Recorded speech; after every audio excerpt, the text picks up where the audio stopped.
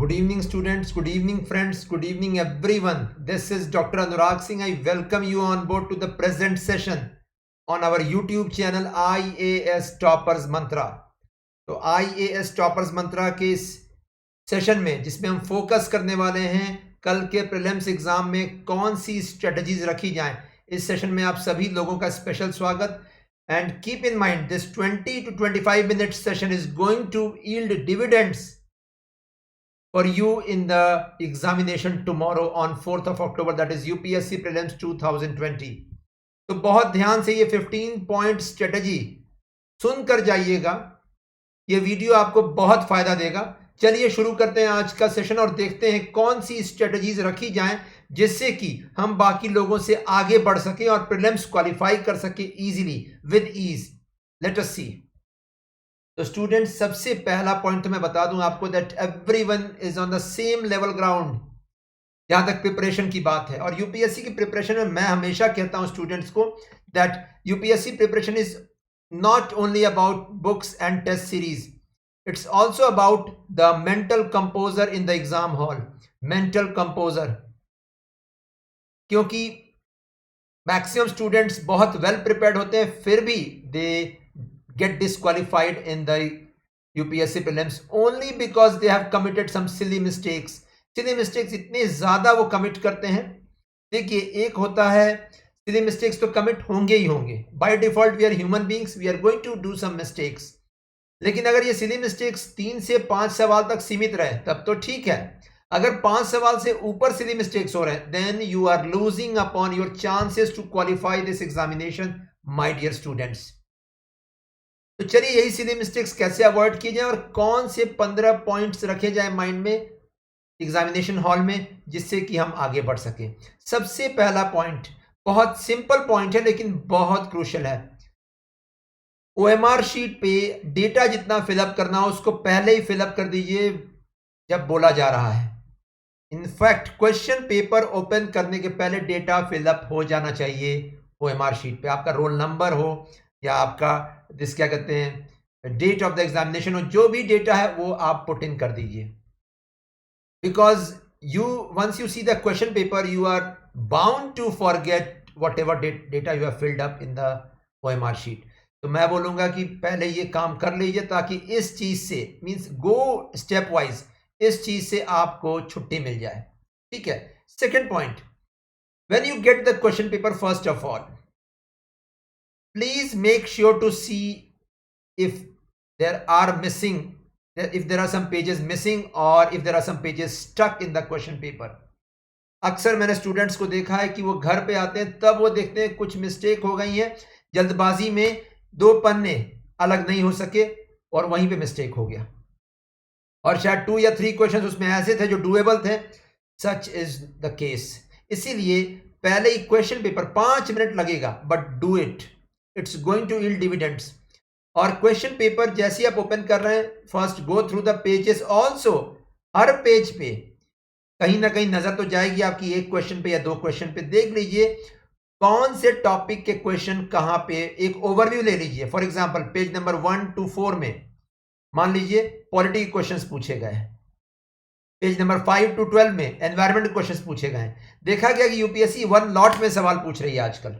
100 questions का UPSC का prelims का जीएस का पेपर है और 1 लॉट में कंटिन्यूअस 10 सवाल पॉलिटी के ऊपर. तो एक ओवरव्यू लग जाएगा कि ओके पॉलिटी के सवाल सबसे पहले थे, एनवायरमेंट के सवाल सबसे लास्ट में थे. आपको ये बस ग्लांसिंग ऑन द पेजेस से आपको ये मालूम चल जाएगा. It's going to yield dividends. आपको मालूम चल जाएगा एटलीस्ट कि ओके मैक्सिमम क्वेश्चंस, एक गेस लग जाएगा मैक्सिमम क्वेश्चंस किस फील्ड के हैं. So do this. So first data fill up upon the OMR sheet and second see for the missing pages, see for the stuck pages and then proceed. Once you proceed, question paper solve करने का सबका अलग तकनीक, सबकी अलग techniques होती हैं तो सबकी अलग तकनीक है, ध्यान दीजिए. कोई शुरू करता है 1 नंबर से और फिर प्रोसीड करता है आगे. ठीक है. कोई क्या करता है पहले पॉलिटी के क्वेश्चंस चूज करेगा अपने लिए, पहले इकोनॉमी के क्वेश्चन चूज करेगा डिपेंडिंग अपॉन क्या उसका फेवरेट एरिया है. ठीक है. तो ये दोनों तो ठीक है स्ट्रेटजीज, बट यूपीएससी का एग्जाम ऐसा है जहां पे आपको क्वेश्चंस मिलेंगे बहुत कुछ अनएक्सपेक्टेड. और ऐसे केस में मैं बोलता हूं अपने स्टूडेंट्स को रैंडम स्ट्रेटजी अपनाने के लिए, क्योंकि मान लीजिए कि आपकी पॉलिटी या इकोनॉमी की फील्ड सबसे ज्यादा स्ट्रांग है and you are means you are confident कि आपको 20 क्वेश्चंस में आप 15 प्लस कर लोगे, बट इट्स यूपीएससी। आपने अचानक देखा, आपने पूरा एम लक्ष्मीकांत फिनिश ऑफ किया हुआ है पॉलिटी में, आपने एनसीईआरटी फिनिश ऑफ किए हुए, आपने टेस्ट सीरीज देखे हुए थे, लेकिन 20 में मान लीजिए 10 सवाल के ऊपर आ ही नहीं रहा है आपको, बाय डिफॉल्ट आपके कॉन्फिडेंस में डेंट लग जाएगा, आपका कॉन्फिडेंस नीचे जाना शुरू हो जाएगा। यही अवॉइड करने के लिए मैं बोल रहा हूं पहली reading, the first reading should be random reading, randomly pick up questions, specially single liner questions. Single liner questions का मतलब होता है सवाल पूछा गया, 4 options A B C D, कोई एक चूज करना है, मल्टीपल चॉइस नहीं, simple single liner questions. Random picking means पहले 2 पन्ने पे 2 सवाल पिकअप किए, उसको सॉल्व किए। ये पहली रीडिंग 15 से 20 मिनट की होती है। और पता है ये मैं क्यों कहता हूं, बिकॉज आप जैसे जैसे रीडिंग करते जा रहे हो, आप मार्क कर रहे हो, आप ओएमआर शीट पे मार्क करते जाओ, साथ में go side by side marking upon the OMR sheet. Don't only mark the answers कि मैं क्वेश्चन पेपर में मार्क कर रहा हूं, मैं बाद में इसको मार्क कर लूंगा ओएमआर पे, नो, वो नहीं आएगा मौका कभी भी। ठीक है, तो आंसर शीट में आप सर्कल करते जाइए जो भी स्पेसिफिक क्या कहते हैं आपके सर्कल्स हैं, और रैंडम पिक करते जाइए। इससे पता है क्या होता है, आप 1 to 100 क्वेश्चंस के बीच में आपने ग्लांसिंग दिया, आपने कुछ 10-12 सवाल पिकअप किए और आपने मार्क कर लिया ओएमआर शीट पे, कम से कम 12 सवाल आपके मार्क हो गए। Now confidence is coming back. It's all about a battle in the examination hall. ये बैटल फील्ड से कम नहीं है, और इस बैटल फील्ड में बहुत कुछ डिपेंड करता है कि आप कैसे अपने आप को मैनेज करते हो, सेल्फ मैनेजमेंट। तो पहला रीडिंग मैं बोलूंगा ऐसे मत कीजिए, दैट 1 से स्टार्ट कीजिए और हर क्वेश्चन पे स्पेसिफिक फोकस कीजिए, या पॉलिटी या इकोनॉमी पिकअप कीजिए। No, go for random picking up 20 minutes के लिए टाइम सेट कर लीजिए, maximum 25 minute.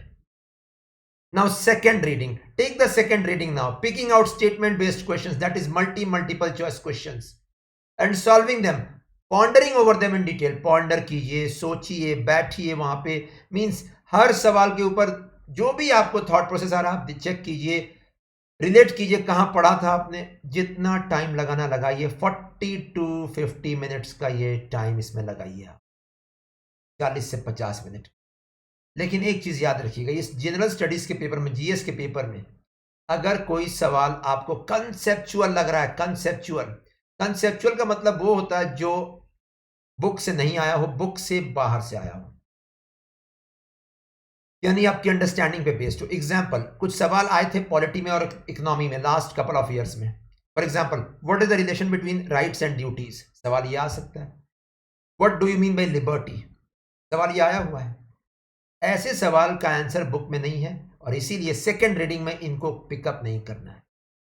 Conceptual questions last में करने हैं, लास्ट 40 मिनट्स में, क्योंकि उस समय माइंड आपका सबसे तेजी से दौड़ेगा। तो सेकेंड रीडिंग में अगेन 1 से 100 तक सवाल देखिए, आप पिकअप करते जाइए मल्टीपल चॉइस क्वेश्चन। और मल्टीपल चॉइस क्वेश्चन पढ़ने का भी एक तरीका होता है students, read the question from both ways. Both ways का मतलब है, फॉर एग्जाम्पल सवाल दिया है, consider following statements about tax bye GDP ratio, for example अगर दिया हुआ है, या consider following statements about Kanchenjunga biosphere reserve. 1 ये स्टेटमेंट, 2 ये स्टेटमेंट, 3 ये statement. Which of the above statements is correct? A only 1 and 2, B only 2 and 3। जहां कहीं भी मल्टीपल चॉइस क्वेश्चंस ऐसे आ रहे हैं जिसमें 3 स्टेटमेंट्स हैं, उसमें जरूर ध्यान दीजिएगा, आप ऑप्शन साइड से भी जाइएगा। हो सकता है आपको इन 3 स्टेटमेंट्स में कोई एक ही स्टेटमेंट पता हो और वो गलत हो। ठीक है, for example third statement is wrong, you know, first and second you don't know, लेकिन A B C D options में, 3 ऑप्शंस में थर्ड स्टेटमेंट का पॉइंट दिया हुआ है। बाय डिफॉल्ट वो तीनों ऑप्शन एलिमिनेट हो जाएंगे। तो ये जरूर से मल्टीपल चॉइस क्वेश्चन में students don't leave the question only seeing the question, also see the options.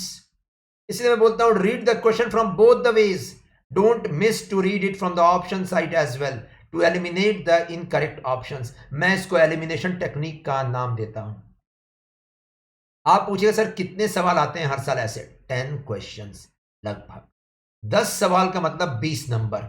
ये वही 20 नंबर है जो बहुत तरीके से आप ला सकते हैं, प्रोवाइडेड आप हर सवाल पे सवाल और ऑप्शन दोनों चीजों पे फोकस करें। ये सेकंड रीडिंग में करना है।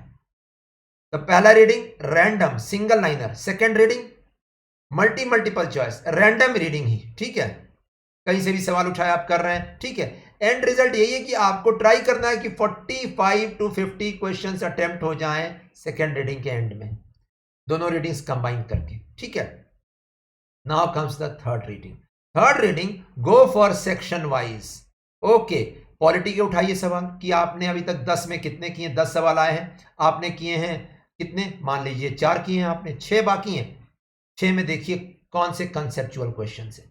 कंसेप्चुअल जरूर, जो एग्जाम हॉल के अंदर केवल ओपन माइंड से आपका सॉल्व हो जाएगा, ऐसे सवाल 6 से 8 आते हैं हर साल, कंसेप्चुअल क्वेश्चंस। और इसके लिए माइंड कंपोजर रखना जरूरी है, इसके लिए थर्ड रीडिंग में आना जरूरी है।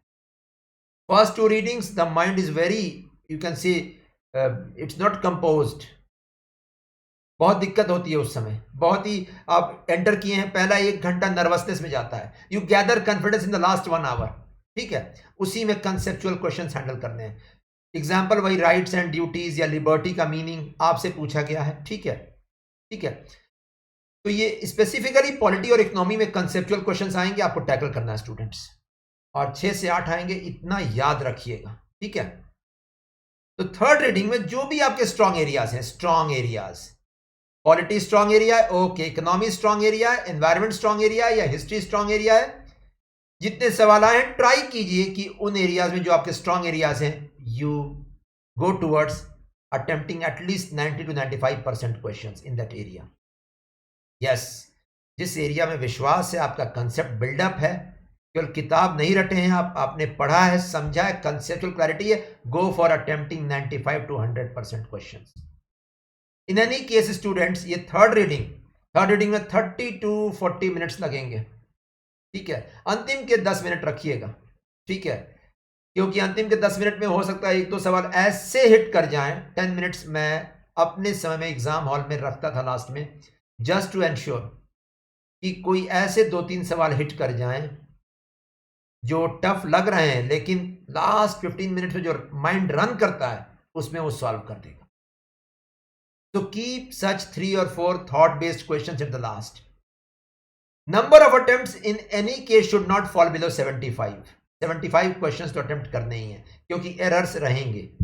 नेवर एक्सपेक्ट कि आपने 55 अटेम्प्ट किया, जो अभी स्टैंडर्ड है पेपर का, जो अभी आ रहा है, ठीक है, 55 अटेम्प्ट किया और 50 करेक्ट होगा, नो, ये कभी भी आप एश्योर मत रहिए। और अगर करंट अफेयर्स से सवाल ज्यादा आ रहे हैं, ज्यादा का मतलब है 20+ questions are coming, attempt 85 questions or more in the exam hall, because then the cutoff is going to go high, at least above 105 to 110. और एक चीज और याद रखिए, mark the answers on the answer sheet, OMR sheet 1 by 1, don't mark it in one go. अगर एक भी mistake हो गया बीच में फिलअप करने में, you are gone, your attempt is gone, ये पूरा 1 साल बर्बाद हो जाएगा, पूरी मेहनत खराब हो जाएगी। तो 3 रीडिंग्स याद रखिए, पहली reading random single liner question, second reading random multiple choice question, third reading conceptual question and section wise analysis, that's it. और इन तीनों रीडिंग्स के बीच में जब भी आपका मन ऊब रहा है, मींस माइंड ब्लॉक हो जा रहा है, माइंड बहुत जल्दी ब्लॉक होगा एग्जाम हॉल में, let me tell you, you will say sir 2 hours में ब्लॉक नहीं होगा, ब्लॉक होता है, exam hall condition is very different.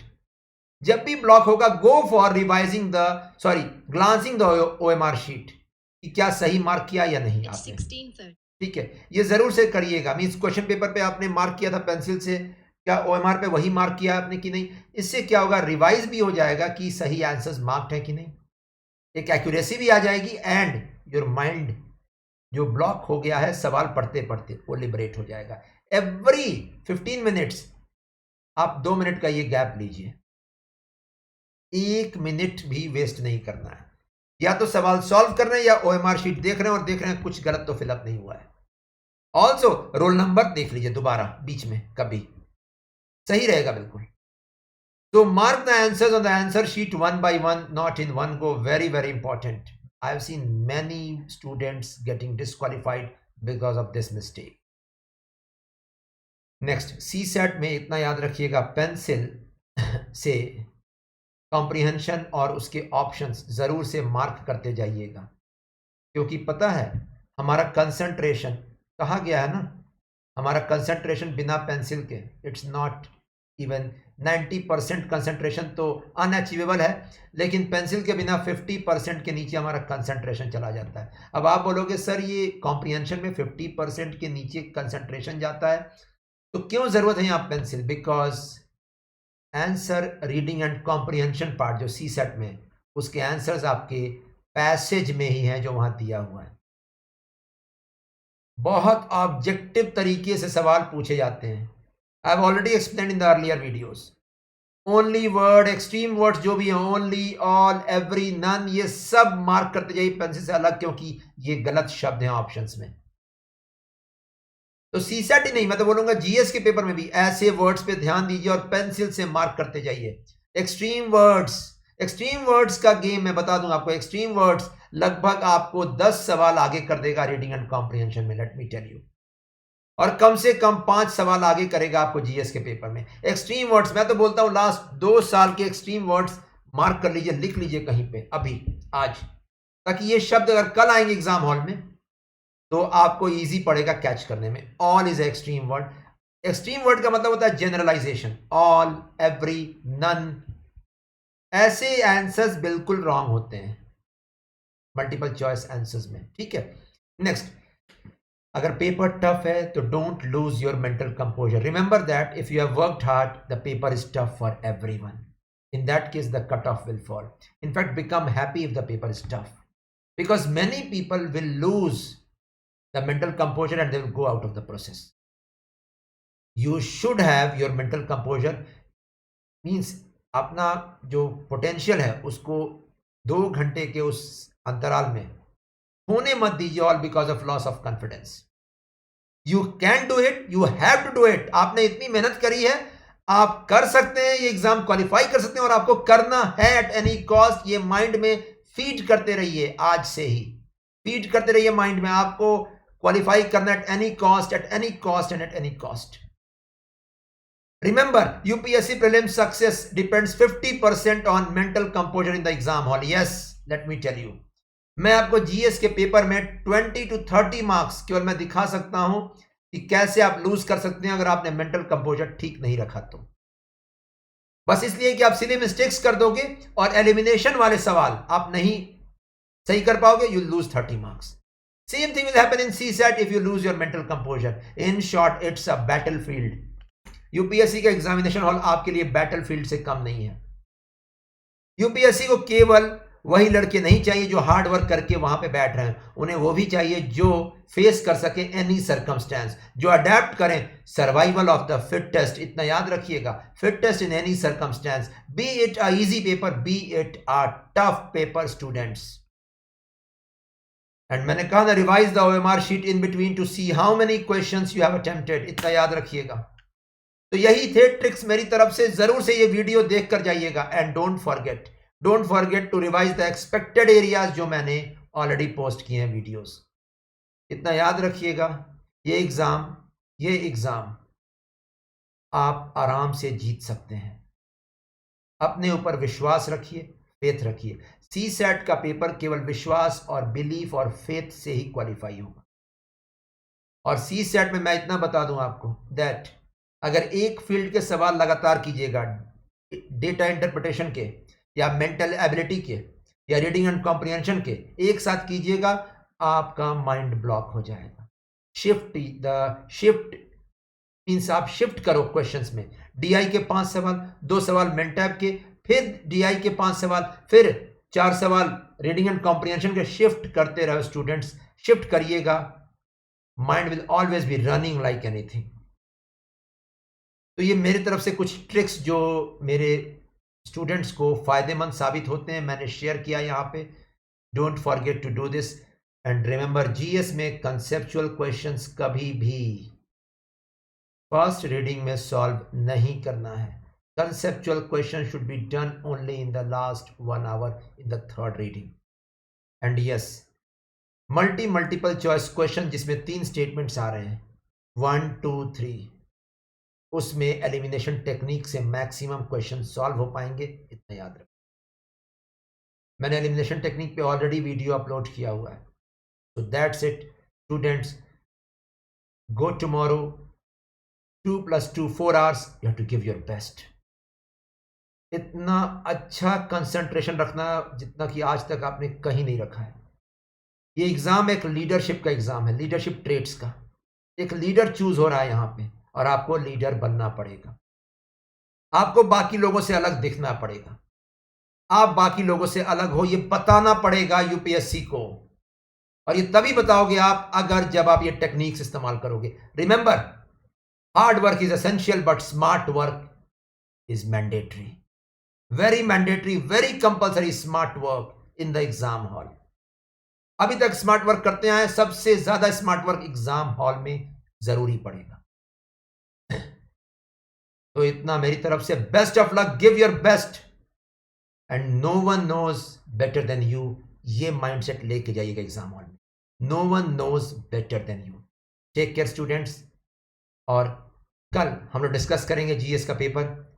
We will सी कितना कट ऑफ आए, कितना कट ऑफ आ सकता है, कौन से आंसर्स हैं, we will see to it. Take care, bye bye and give your best, that's it.